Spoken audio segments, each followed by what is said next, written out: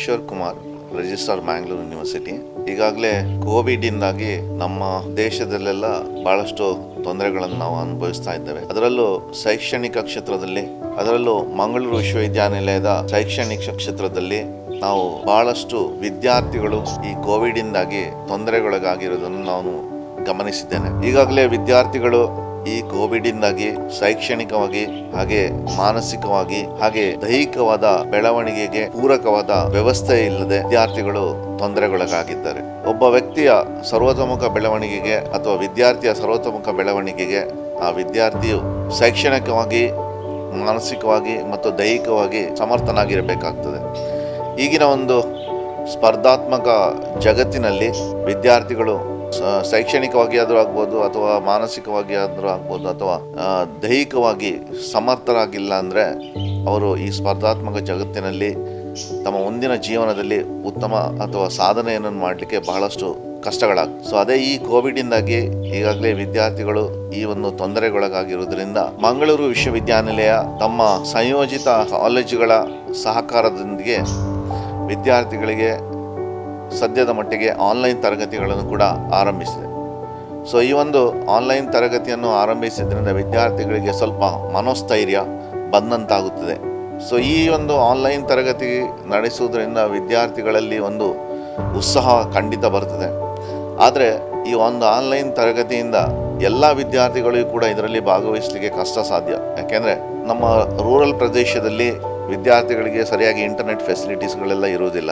So ಹಾಗೆ ನಗರ ಪ್ರದೇಶಗಳಲ್ಲೂ ಕೂಡ ಹಾಗೆ ಬೇರೆ ಬೇರೆ ತೊಂದರೆಗಳಿಂದ ಈಗ ನಾವು ನಮ್ಮ ಹಿರಿಯರ ಬಗ್ಗೆ ಬಹಳಷ್ಟು ನಾವು ಗಮನ ಹರಿಸಬೇಕಾಗ್ತದೆ ಈ ಕೋವಿಡ್ ಸಂದರ್ಭದಲ್ಲಿ. ಸೊ ಕೋವಿಡ್ ಬಹಳಷ್ಟು ಕಡೆ ಸ್ಪ್ರೆಡ್ ಆಗಿರೋದ್ರಿಂದ ಸೊ ಮನೆಯಲ್ಲಿ ಕೂಡ ಯಾರಿಗಾದ್ರೂ ಕೋವಿಡ್ ಕಾರಣದಿಂದ ಏನಾದರೂ ತೊಂದರೆಗಳಾದ್ರೆ ಸೊ ಆ ವಿದ್ಯಾರ್ಥಿಗೆ ಆನ್ಲೈನ್ ತರಗತಿಯಲ್ಲಿ ಭಾಗವಹಿಸಲಿಕ್ಕೆ ಕೂಡ ಕಷ್ಟ ಆಗ್ತದೆ. ಸೊ ಈ ಒಂದು ಕಷ್ಟಗಳನ್ನೆಲ್ಲ ಗಮನದಲ್ಲಿ ಇಟ್ಕೊಂಡೆ ಆನ್ಲೈನ್ ತರಗತಿ ಆರಂಭಿಸಿದ್ರು ಕೂಡ ಮಂಗಳೂರು ವಿಶ್ವವಿದ್ಯಾನಿಲಯ ಸಂಯೋಜಿತ ಕಾಲೇಜುಗಳ ಎಲ್ಲರ ಸಹಕಾರದಿಂದ ಅವರೆಲ್ಲರೂ ಕೂಡ ಮತ್ತೊಮ್ಮೆ ಭೌತಿಕ ತರಗತಿಗಳನ್ನು ವಿದ್ಯಾರ್ಥಿಗಳಿಗೆ ನೀಡುವ ಒಂದು ವ್ಯವಸ್ಥೆಯನ್ನು ಕೂಡ ಮಾಡಿಕೊಡ್ತಾರೆ ಅಂತ ಅವರು ತಿಳಿಸಿದ್ದಾರೆ. ಸೊ ಈ ಒಂದು ದೃಷ್ಟಿಯಿಂದ ಅವರಿಗಾಗುವ ತೊಂದರೆಗಳನ್ನು ಕೂಡ ನಾವು ನಿವಾರಿಸಲಿಕ್ಕೆ ಆಗ್ತದೆ. ಸೊ ಮಂಗಳೂರು ವಿಶ್ವವಿದ್ಯಾನಿಲಯ ಶೈಕ್ಷಣಿಕ ಕ್ಷೇತ್ರದಲ್ಲಿ ಬಹಳಷ್ಟು ಪ್ರಗತಿಯನ್ನು ಕಂಡಿದೆ ಮತ್ತು ಬಹಳಷ್ಟು ಕೊಡುಗೆಯನ್ನು ಕೂಡ ನೀಡಿದೆ. ಸೊ ಆ ದೃಷ್ಟಿಯಿಂದಲೇ ಮಂಗಳೂರು ವಿಶ್ವವಿದ್ಯಾಲಯದ ಎಲ್ಲ ವಿದ್ಯಾರ್ಥಿಗಳಿಗೆ ಪ್ರೋತ್ಸಾಹ ನೀಡುವ ದೃಷ್ಟಿಯಿಂದ ಅಥವಾ ಅವರನ್ನು ಉತ್ತೇಜಿಸುವ ದೃಷ್ಟಿಯಿಂದ ಕೂಡ ಈ ಒಂದು ಆನ್ಲೈನ್ ತರಗತಿಯ ಮುಖಾಂತರ ತರಗತಿಗಳನ್ನು ವಿದ್ಯಾರ್ಥಿಗಳಿಗೆ ನೀಡುವ ಕೆಲಸವನ್ನು ಮಾಡ್ತಾ ಇದೆ. ಸೊ ಅದಲ್ಲದೆ ಈ ಒಂದು ಕೋವಿಡಿಂದಾಗಿ ಯಾವ ವಿದ್ಯಾರ್ಥಿಗಳು ಕೂಡ ತಮ್ಮ ಮನೋಬಲವನ್ನು ಕಳ್ಕೊಳ್ಳುವ ಒಂದು ವ್ಯವಸ್ಥೆ ಆಗಬಾರ್ದು, ಅದಕ್ಕೆ ಪೂರ್ಣ ಸಹಕಾರ ನೀಡ್ತಾರೆ ಎಲ್ಲರೂ ಕೂಡ. ನಾವು ಅಂದರೆ ಯುವಕರು ಏನಂದರೆ ಉಳಿದವ್ರಿಗೆ ಧೈರ್ಯವನ್ನು ತುಂಬುವಂಥ ಕೆಲಸ ಮಾಡಬೇಕಾಗ್ತದೆ.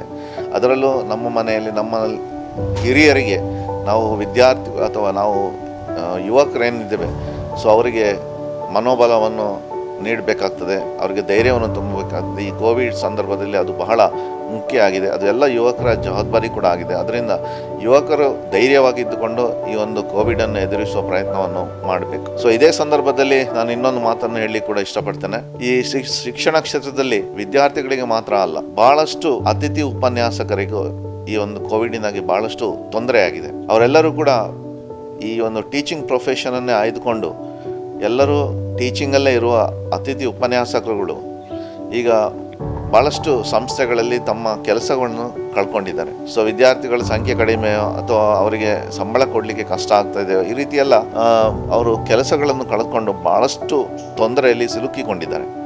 ಸೊ ಅವರಿಗೂ ಕೂಡ ನಮ್ಮಲ್ಲಿಂದ ಅವರಿಗೆ ನಾವು ಪ್ರೋತ್ಸಾಹ ನೀಡಬೇಕಾಗ್ತದೆ. ಅವರಿಗೂ ಕೂಡ ಸೂಕ್ತ ವ್ಯವಸ್ಥೆ ಆಗ್ತದೆ.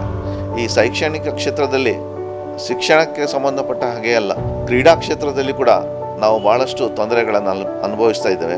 ಭಾಳಷ್ಟು ಕ್ರೀಡಾಪಟುಗಳು ಕೂಡ ಈ ಕೋವಿಡಿಂದಾಗಿ ಕ್ರೀಡಾ ತರಬೇತಿಗೆ ಹೋಗುವುದನ್ನು ನಿಲ್ಲಿಸಬೇಕಾಗಿದೆ.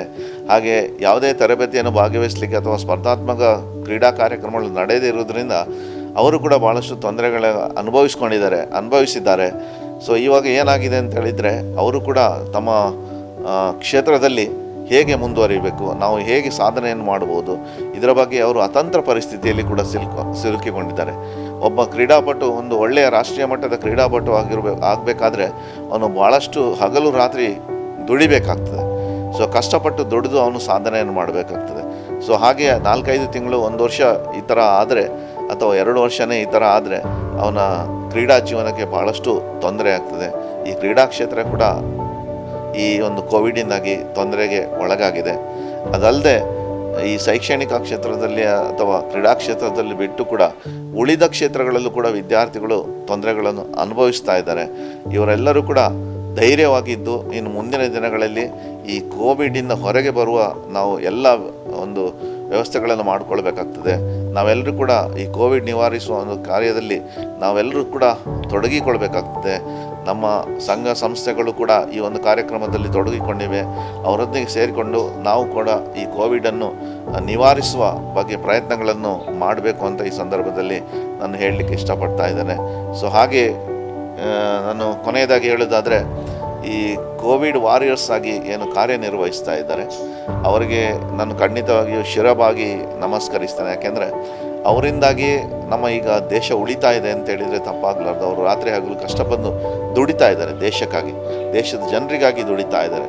ಸೊ ಅವರಿಗೆ ನಾವೆಲ್ಲರೂ ಕೂಡ ಸಹಕರಿಸಬೇಕು ಮತ್ತು ಅವರ ಪ್ರಯತ್ನವನ್ನು ನಾವು ಪ್ರೋತ್ಸಾಹಿಸಬೇಕು, ಗೌರವಿಸಬೇಕು ಅಂತ ಈ ಸಂದರ್ಭದಲ್ಲಿ ನಾನು ಹೇಳಿ ನನ್ನ 2 ಅನಿಸಿಕೆಗಳನ್ನು ಮುಗಿಸ್ತಾ ಇದ್ದೇನೆ.